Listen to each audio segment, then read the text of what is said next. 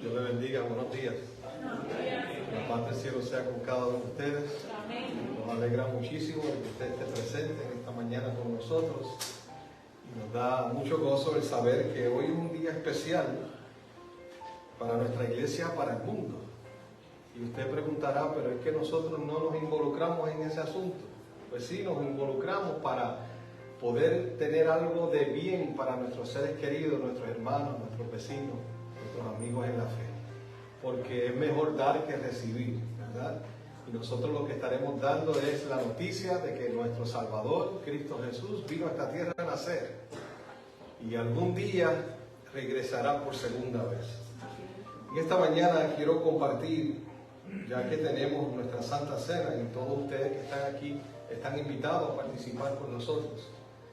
Estaremos teniendo primero la temática de esta mañana y luego tendremos entonces nuestra Santa Cena.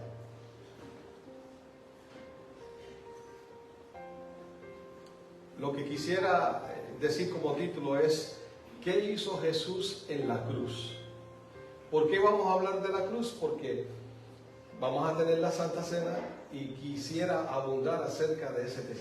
Aunque déjenme decirle, la razón por la cual Jesús llegó a esta tierra era para poder entregar su vida. Nosotros estamos recibiendo o celebrando el nacimiento de Cristo Jesús. Y eso es porque sabemos que su nacimiento significaba salvación. Amén. Su nacimiento significaba libertad para el cautivo. Su nacimiento significa libertad para el pecador. Y su nacimiento significa vida eterna para aquel que cree. Porque eso es lo que dice Juan 3:16. Así que el nacimiento de Cristo Jesús es sumamente importante porque nos deja entender que Él vino por una razón y esa razón fue para salvarnos. Así que cuando estamos mañana mirando esta fecha que se ha separado, que no necesariamente es la fecha del nacimiento de Cristo Jesús, debemos recordar que Él vino para salvar y buscar lo que se había perdido. Y eso somos nosotros. Pero ahora yo quiero ir a la etapa final de la vida de Cristo Jesús.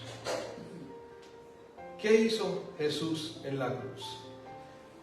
Porque el significado de la muerte de Jesús es muy importante para nosotros y necesitamos analizar eso.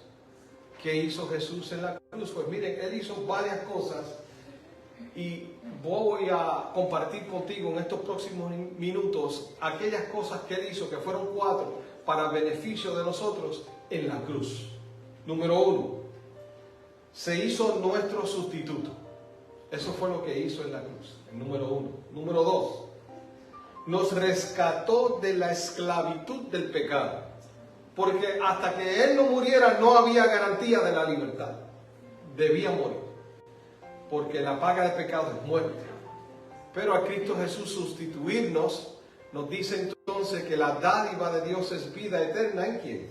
En Cristo Jesús. Así que Jesús no solamente se hizo nuestro sustituto, sino también que nos rescató de la esclavitud del pecado. Y por tercero, hizo la propiciación por nuestros pecados. Y eso lo vamos a estar mirando un poco más adelante. La propiciación, el propiciatorio, para darle un adelanto, era lo que estaba encima del arca, arriba. Allá dentro del arca estaba la ley de Dios, la vara de Aarón, el maná. Y esa ley exigía y reclamaba que se hiciera justicia y que el pecador pagara por haber violado la ley. Sin embargo, el propiciatorio, había una sangre que se usaba cada día de expiación, que se rociaba allí, que significaba que alguien había sustituido a todos los pecadores del pueblo en aquel día de la expiación. Y eso fue exactamente lo que hizo Cristo Jesús por nosotros. Y por último, nos reconcilió con Dios. Porque nosotros estábamos enemistados con Dios. Y todos estos pasos eran importantes al Jesús llegar en la cruz. Llegar al punto de sacrificar su vida por nosotros. Por eso desde un principio Él estuvo anunciando de que Él en algún momento dado entregaría su vida. entregaría su vida a favor de nosotros. De hecho, la lectura bíblica que tuvo el hermano Samuel, si usted puede ir conmigo allí, en Juan capítulo 3, versículo 14, es algo bien marcado que se representa en cualquier versión. Usted puede leer la versión Reina Valera, la nueva versión internacional, y algunas lo van a decir diferente, pero con el mismo significado. Dice allí, por ejemplo, al principio, versículo 14. Como levantó Moisés la serpiente en el desierto, ¿cuáles son las palabras que le siguen? Así es necesario. Así también tiene que ser, dice mi versión. Tiene que ¿qué? Que ser. O sea, no había otra. Era necesario que el Hijo de Dios fuera levantado en la cruz. Fuera levantado en la cruz para nosotros recibir los beneficios de Él ser levantado en la cruz. Y algunas versiones, como leyó la hermana Mara, dicen era necesario. O sea, no había otra escapatoria, no había otra solución. Y la exigencia era que el hombre muriera, pero Dios en su divino amor, en su sabiduría, hace provisión a través de su Hijo para que nosotros entonces seamos perdonados y sea Cristo Jesús quien entregue su vida por nosotros. Qué glorioso es nuestro Dios. Nosotros mereciendo el castigo, Él recibe el castigo. Nosotros mereciendo la muerte, Él recibe la muerte. Nosotros éramos esclavos, Él nos trae libertad. Nosotros estábamos condenados a morir para siempre y Él nos da la vida eterna para siempre. Y eso es lo maravilloso de lo que sucedió en la cruz. Había una razón y eso fue exactamente lo que hizo Jesús por nosotros. Se hizo, número uno, como habíamos dicho al principio, se hizo nuestro sustituto. El pecado en aquel día fue colocado todo sobre Jesús. Ese pecado fue colocado sobre Jesús y la divinidad prodigó en Jesús su más alto valor a la humanidad doliente. Eso es lo que dice Review and Herald en la página 10. Y sigo leyendo, dice, para que todo el mundo pudiera ser perdonado por fe en el sustituto. ¿Cómo usted recibe al sustituto? Por fe. Usted acepta que Jesús tomó su lugar. Y por aceptarlo, porque por eso es lo que dice Juan 36, para que todo aquel que en Él cree, yo creo que Jesús murió por mí. Yo creo que Jesús me libertó.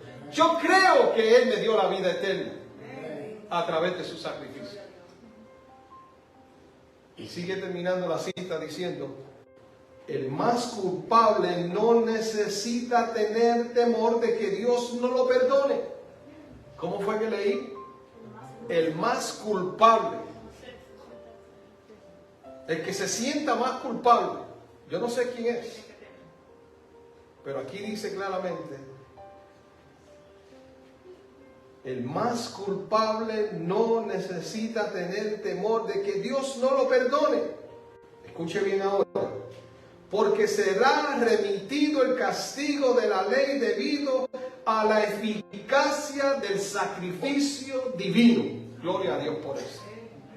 Por el sacrificio de Cristo Jesús es remitido el castigo.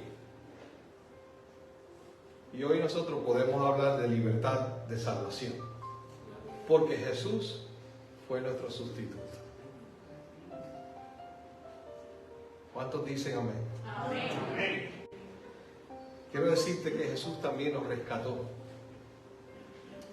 Nos rescató del pecado porque estábamos perdidos. Si Dios no hubiese prestado atención a este planeta, sería más de lo que es ahora el caos más terrible en el universo. Si Dios no le hubiera prestado atención. ¿Por qué Dios le prestó atención a este planeta? Porque lo ama. Ama al ser humano, ama a su criatura. Y le prestó atención porque Él vio que había una alternativa para salvar al mundo pecador y al pecado. Esa alternativa, leímos y participamos el miércoles, que era aquel que había sido separado desde antes de la fundación del mundo, como lo dice el apóstol Pedro. Desde antes de nosotros existir, Jesús fue separado para morir por nosotros, sabiendo de que nosotros necesitábamos ser rescatados. Porque la realidad es que cuando usted mira la vida de Adán y Eva, el pecado iba en aumento en esa familia y el pecado iba marcándose más y más cada día. A tal magnitud como repasó nuestro hermano en la lección, el diluvio tuvo que llegar. Porque allí el Señor, claramente Dios dijo, no puedo contener más con el hombre. Porque ¿cómo iba el pecado? En aumento. ¿Cómo iba el pecado con la ciudad de Sodoma y Gomorra? Entonces, si Dios estaba reteniendo los vientos, y cuando dice el libro de Apocalipsis que estaba reteniendo los vientos, era reteniendo el poder de Satanás sobre esta tierra y sus ángeles caídos, imagínense si no lo hubiese retenido. Estuviéramos todos destruidos. Porque el enemigo no quiere el bien para mí. No se equivoque en pensar que el mundo le ofrece un bienestar. El mundo te ofrece cosas terribles. Y solamente aquel que pudo estar a los pies de Cristo en algún momento dado y por alguna razón salir al mundo y regresar puede darse cuenta lo terrible que puede ser el mundo. Pero a los pies de Cristo Jesús hay victoria. A los pies de Cristo Jesús recibimos el perdón. Hay varios versículos que quiero compartir contigo acerca del rescate, acerca de la libertad, de ser libertado o rescatado de la esclavitud del pecado. Usted recuerda muy bien la historia de Noemí y Ruth, ¿cierto?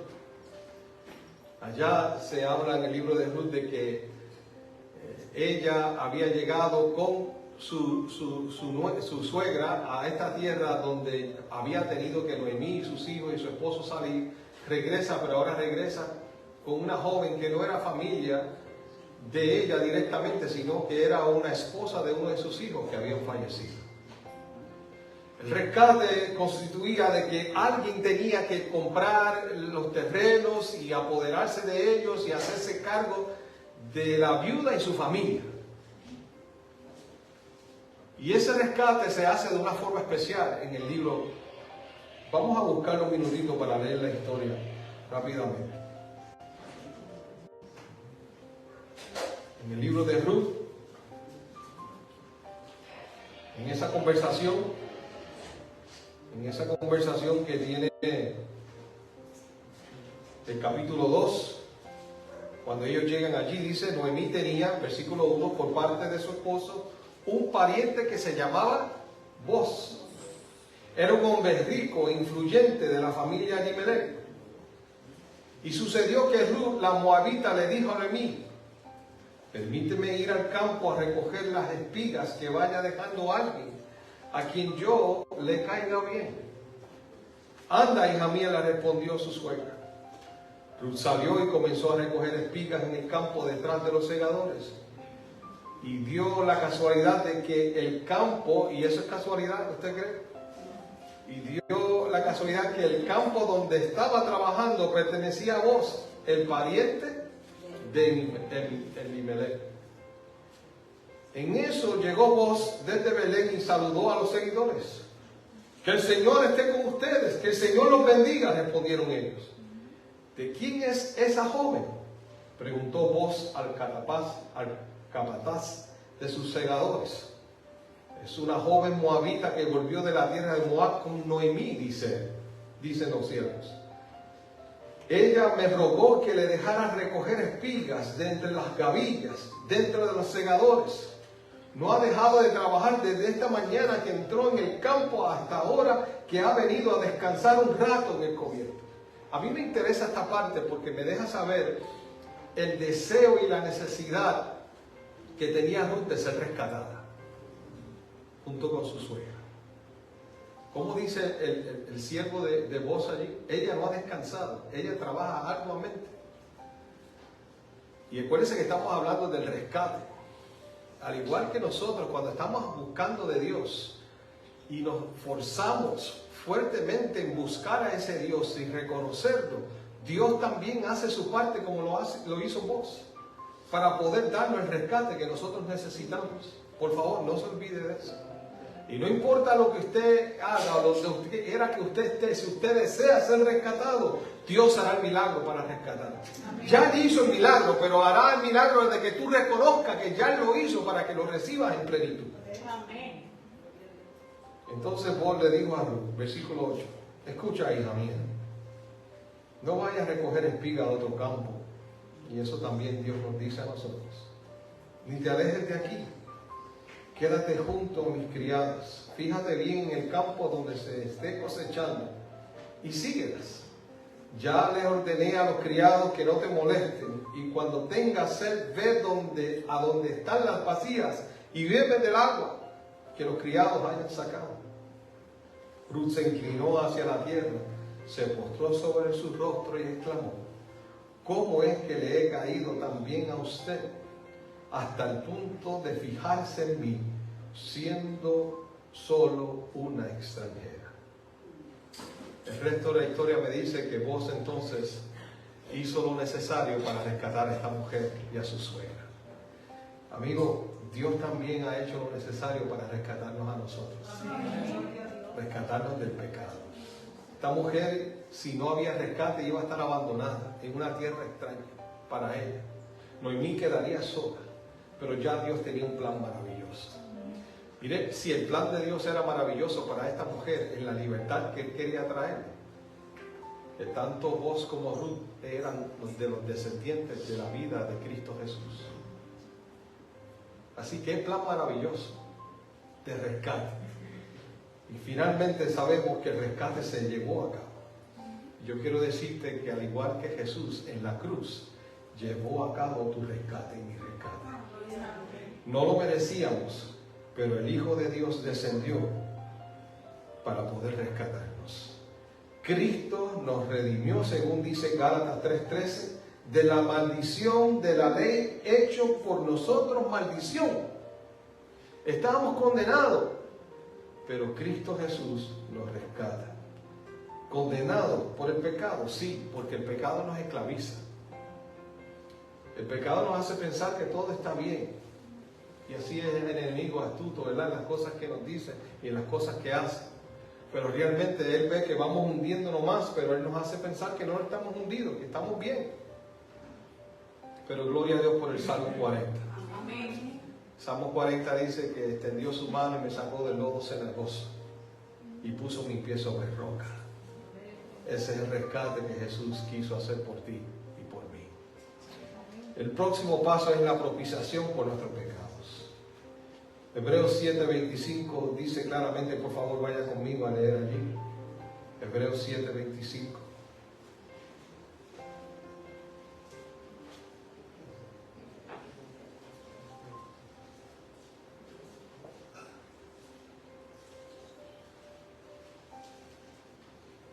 Hablando de Cristo Jesús. Versículo 23, vamos a leer del 23 al 25. Ahora bien, como a aquellos sacerdotes la muerte les impedía seguir ejerciendo sus funciones, ha habido muchos de ellos, pero como Jesús permanece para siempre, su sacerdocio es imperecedero. Amén. Por eso también puede salvar por completo a los que por medio de Él se acercan a Dios, ya que vive siempre para interceder por ellos. Amén. ¿Quién vive para interceder por ti? Dios. Cristo Jesús. Amén. Alabado sea su nombre. Amén. Por eso es que nosotros, al mirar a la cruz, podemos decir que Jesús es nuestra propiciación. Gloria a Dios por eso. Su sangre fue derramada para nuestra bendición. Y por último, nos reconcilió con Dios. Nos reconcilió porque nosotros estábamos apartados de Dios. El pecado nos separa de Dios. Pero Cristo Jesús, al traer el perdón, nos une, hace ese puente que era necesario de unir la tierra con el cielo. Y eso lo hace posible a través de su muerte en la cruz por nosotros. En esa matutina maravillosa que usted muy bien puede empezar a leerla ahora en enero, cada día con Dios. En el mes de junio, en la página 16, y también le añadimos alza tus ojos. 15 de mayo, dice lo siguiente: la cruz del Calvario es el puente que se tiende sobre el abismo que le abrió el pecado. Había un abismo porque el cielo se tuvo que separar de Adán y Eva, del pecador. Pero Cristo Jesús entonces, a través de su cruz, vuelve a traer esa unidad, porque ahora Él intercede por nosotros. Ahora dice la segunda parte: Jesús vino a nuestro mundo comisionado por el Padre, vino a tender un puente sobre el abismo que el pecado había producido entre Dios y el hombre. Había que hacer provisión para la reconciliación, para la unión de la naturaleza humana con la divina. Y eso fue precisamente lo que hizo Jesús. Gloria a Dios por eso.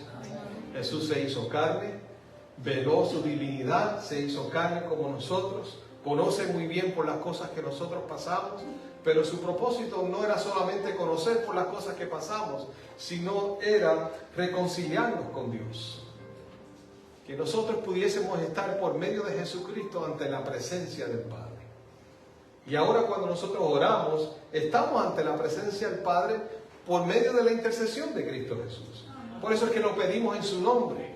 Por eso es que cuando oramos, pedimos y decimos en el nombre de Cristo Jesús. Porque es en el nombre de Cristo Jesús que se nos abre la puerta para estar ante la presencia del Padre en nuestra petición. Oh amigo, ¿qué hizo Jesús en la cruz? Jesús hizo grandes cosas, cosas maravillosas a nuestro favor. Y yo quiero que en esta mañana tú recuerdes cada una de ellas. Número 1, fue nuestro sustituto. Número 2, nos rescató de la esclavitud del pecado.